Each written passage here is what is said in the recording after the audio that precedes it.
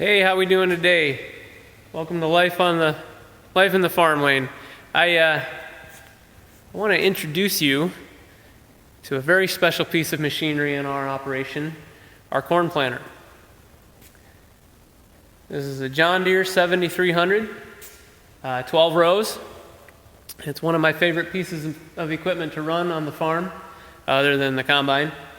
And yet, it is a major pain in the butt.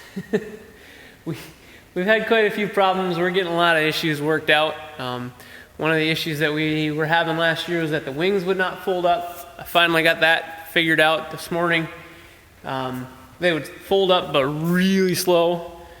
And then by the end of the season, they almost wouldn't come up at all.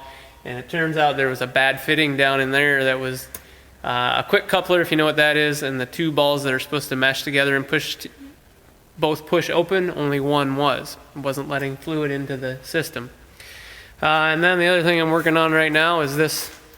This is the variable rate hydraulic drive that allows us to plant at different populations and change the population as we go across the field. There's a tiny little O-ring that goes in there, and we keep blowing it out because we don't have the proper O-ring. But the problem is this pump's like 20 years old and the company doesn't exist anymore, and so the correct part is no longer available. So I've been trying to track down what's called a quad ring, which is like an O-ring, but if you cut it in half, it would be an X shape.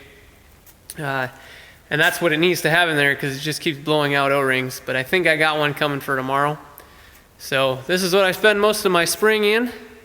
This cart on the front cuts the ground open so that the no-till coulters do a better job. It's like working the ground just in a narrow little strip right in front of the row.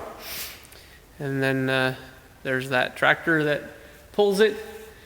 And we carry our fertilizer there in that tank and put it down in the ground right next to the seed. That's the most efficient, best way that we've found to be able to do it. Most environmentally friendly and most cost effective. So just getting it ready for the season. Not a whole lot to do other than those couple little things. Just run through it quick, make sure all the bearings are good.